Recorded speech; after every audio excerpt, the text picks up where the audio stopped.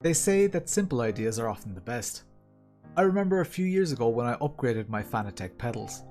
I really missed the rumble effect that they allowed and had become quite dependent on being able to feel subtle cues for what the simulator was trying to tell me. As time went on, I unlearned this sensation, and what I gained in using higher end pedals made me forget about pedal rumble motors and even made me consider them somewhat silly or unrealistic. Fast forward a few years and now it appears that one of the last missing pieces of my sim racing hardware puzzle was in fact rumble effects on my pedals. It sounds a little silly to say that this little bolt-on mod makes such a big difference. Please let me take the next 10 minutes of your time to tell you all about it. I'm Lawrence, welcome to the channel.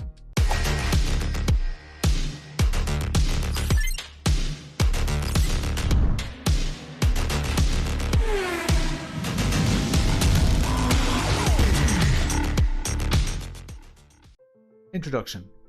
On the left you'll see all the sections in this video. I've put timestamped links to each section in the description below. While you're down there, please hit the thumbs up button to help YouTube suggest this video to others like you. 85% of the people who watch my videos are not subscribed to the channel. Please consider subscribing and hit the notification bell if you want to be notified about upcoming reviews. If you've ever been in a real race car, there are some sensations that take place which we struggle to replicate in our sim rigs. The best we can do is to trick our mind into recognizing or even just imagining that things are really happening. A great example of this is force feedback in your steering wheel. Your car isn't really understeering in a simulator.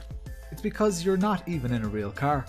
But your brain is being tricked into thinking that you are, so much so that the terminology that we use while sim racing is largely interchangeable with the terminology we use in real racing. Explaining what these rumble motors do is a little like trying to explain to someone what skydiving is like.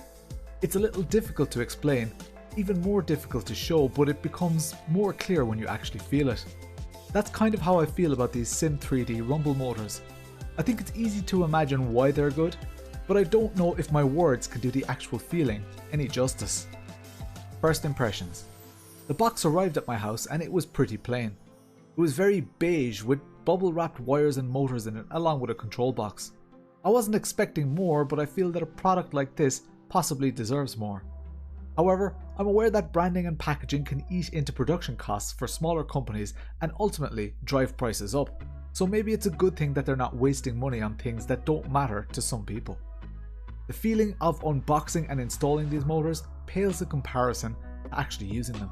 The 3D printed product effect instantly makes people feel that the product is perhaps a little cheap. Personally, I don't mind what it's made of and I don't see them as they're mounted to the rear of my pedals anyway. As long as it functions correctly, I'm happy for products to be like this.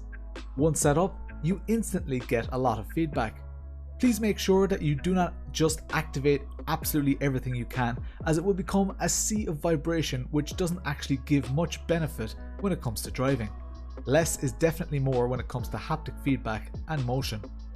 I already own a butt kicker Gamer 2 and that requires a standalone amplifier, a dedicated sound card on my PC and more wiring than this rumble motor kit.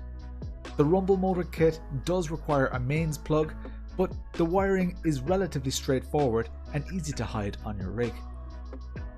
Price.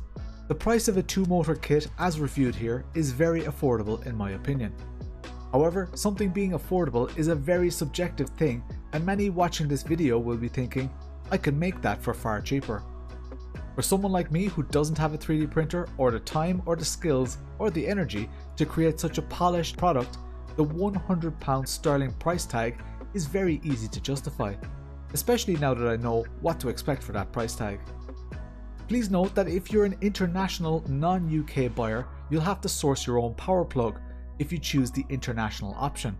However, to save the hassle and even save money, I'd recommend just buying the UK plug and using a basic travel adapter for your country.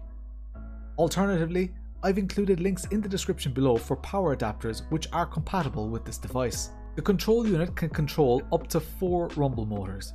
You can get an additional motor on your clutch pedal for only £10 extra. However, you spend very little time on the clutch and I don't know if it's worth the extra spend.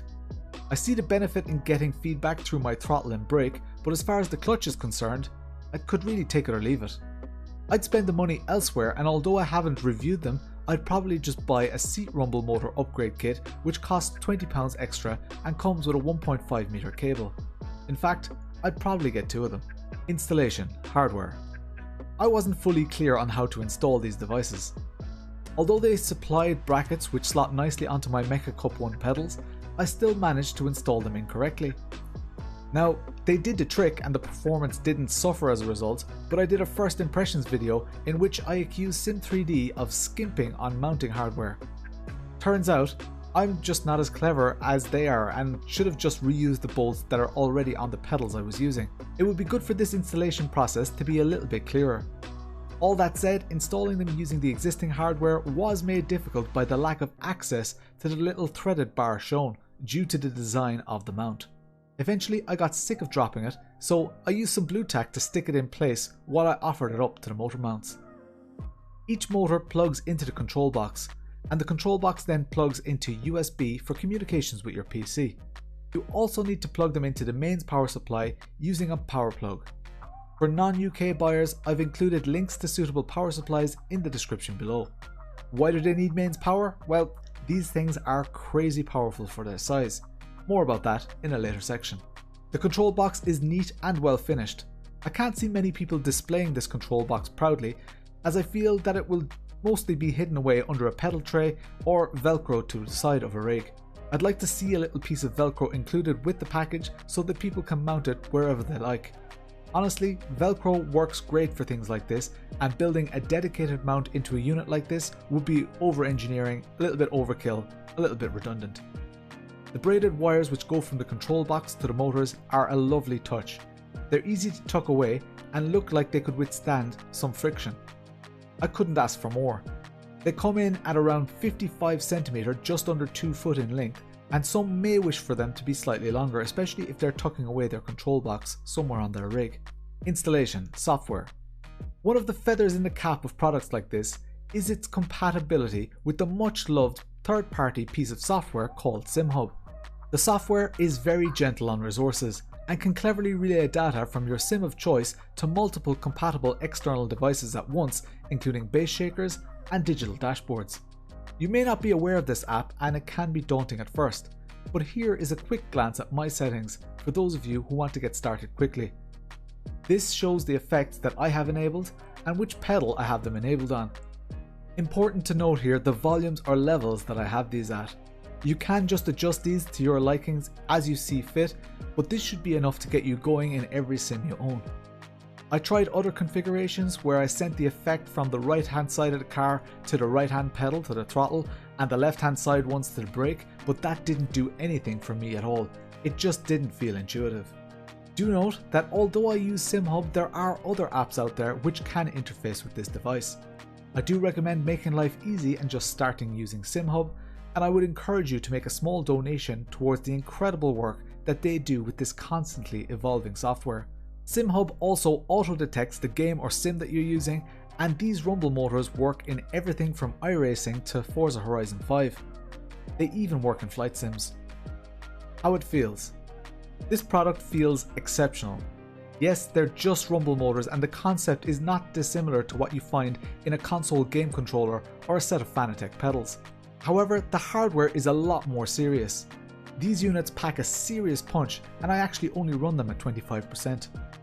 To properly explain how these motors feel, I think that some context is needed.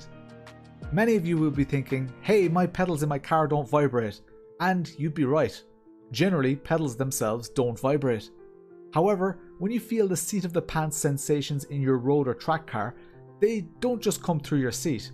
For example, when you're driving over gravel and you feel stones hitting the underside of your car, you feel a lot of it through your feet.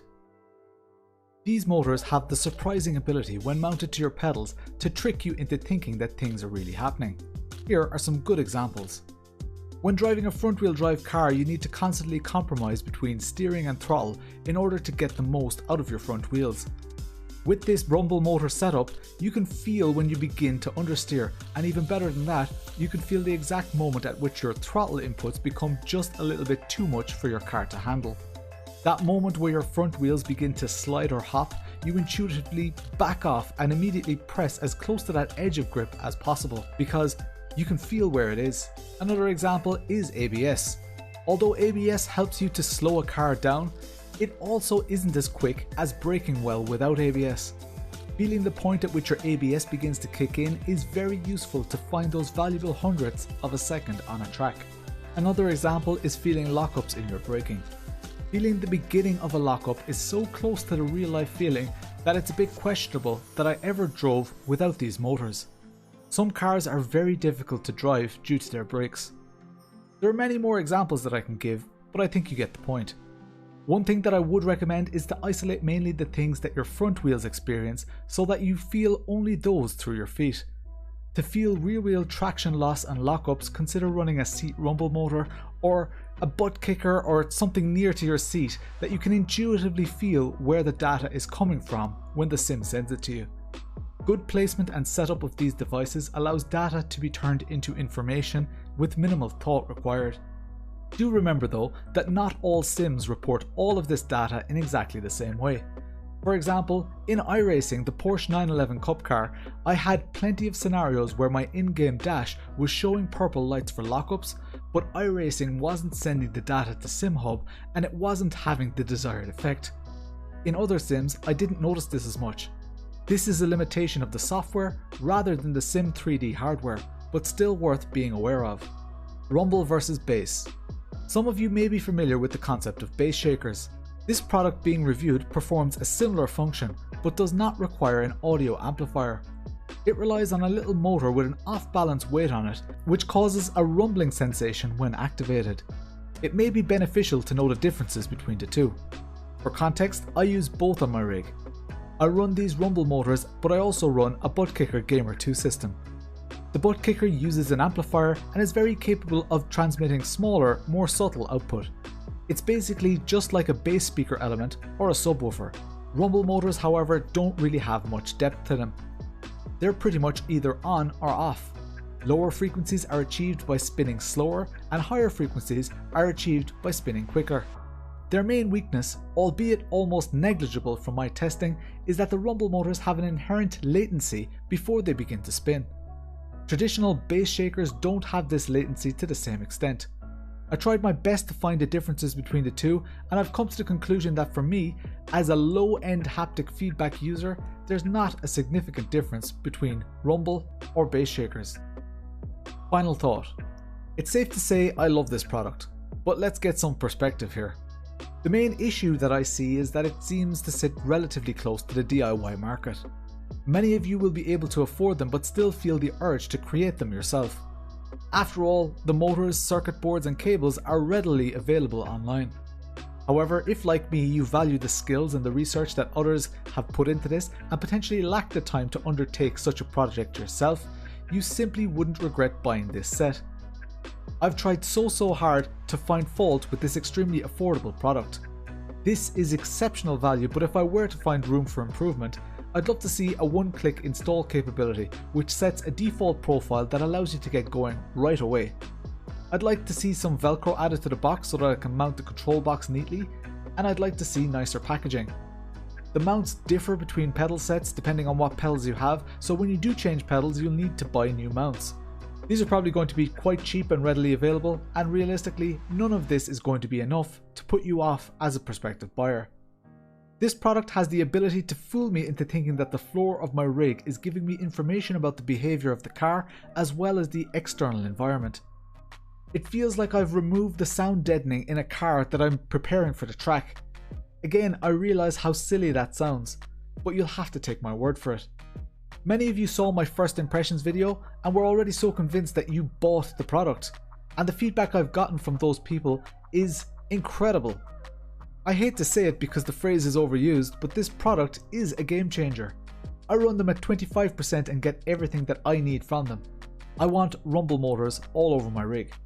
Good pedals are the single best investment you can make when buying sim hardware. I noticed improvements in my consistency and ability to drive difficult cars when I added these rumble motors to what is already an extremely good set of pedals. In fact, this product has made such an impact on my driving experience that I cannot review new pedals with these SIM-3D motors attached, as I believe that they make any pedal set better than they would be without them. This is the closest thing to pedal force feedback that we're likely to be able to afford in the next 10 years. These motors are a better investment than a motion simulator. Trust me, that's first-hand experience. I want to hear your thoughts in the comments below, and make sure to subscribe and get notified about new reviews. I stream every Tuesday and Thursday and love to answer your questions live on stream. I hope you enjoyed this review as much as I've enjoyed making it. I'm Lawrence, and I'll chat to you later.